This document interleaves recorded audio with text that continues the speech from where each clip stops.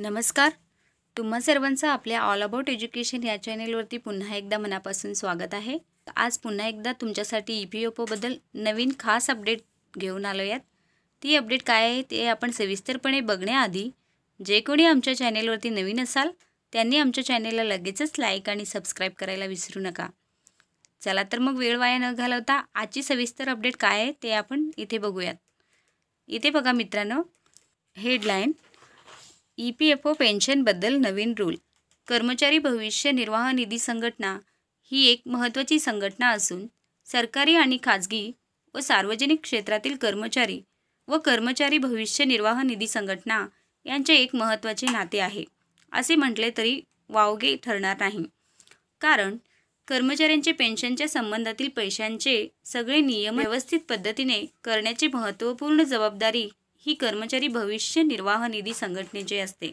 इथे बघा, EPFO rule. निवृत्तीनंतर पेन्शनचा लाभ मिळवण्यासाठी अनेक लोक EPS योजनेत गुंतवणूक करण्यास प्राधान्य देतात. EPFO योजनेत कंपनी तसेच गुंतवणूकदारांच्या PF खात्यात दरमहा एक निश्चित रक्कम जमा केली जाते. गुंतवणुकीच्या रकमेवर सरकारला वार्षिक व्याज मिळते. तर पुढे EPFOच्या या योजनेत गुंतवणूकदाराला निवृत्तीनंतर एकर कमी रकमेसह पेन्शनचा लाभ सहज मिळतो. भविष्य निर्वाह निधीमध्ये 10 वर्षांहून अधिक काळ गुंतवणूक करणाऱ्या सदस्यांनाच पेन्शनचा लाभ मिळतात. आम्ही तुम्हाला सांगूया की गुंतवणूकदाराचे वय 58 वर्षे पूर्ण झाल्यावरच पेन्शनचा लाभ मिळतो. जर एखाद्या गुंतवणूकदाराला 58 वर्षे वयाच्या आधी पेन्शन घ्यायची असेल तर पद्धत वेगळी आहे. तर पुढे बघा, मी दावा कसा करू शकतो.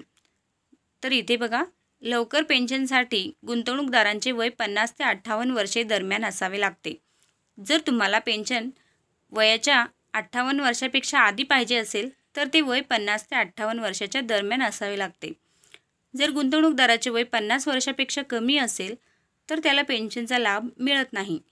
आम्ही तुम्हाला सांगतो की जर गुंतवणूकदार सलग 2 महिने बेरोजगार असेल तर तो PF फंडातून संपूर्ण रक्कम काढू शकतो. लवकर पेन्शनसाठी गुंतवणूकदाराला कंपोजिट क्लेम फॉर्म भरून सबमिट करावा लागेल. याशिवाय त्यांना फॉर्म 10D पर्याय देखील निवडावा लागेल. तर गुंतवणूकदाराला किती पेन्शन मिळते याबाबतीत आपण तुम्हाला सांगूयात. आम्ही तुम्हाला सांगतो की तुम्हाला पेन्शन लवकर मिळाली तर तुम्हाला कमी पेन्शन मिळते. EPFOच्या नियमानुसार गुंतवणूकदाराला 4% दर वजा केल्यावर पेन्शन मिळते. गुंतवणूकदाराने वयाच्या 56व्या वर्षी पेन्शन घेतल्यास त्याला फक्त 92% पेन्शन मिळेल. जर गुंतवणूकदाराने 2 वर्षापूर्वी अर्ज केला होता त्यामुळे त्याच्या पेन्शनच्या रकमेतून 8% रक्कम कापण्यात आली आहे. तर पुढे बघा, या गुंतवणूकदारांना पेन्शन मिळणार नाही.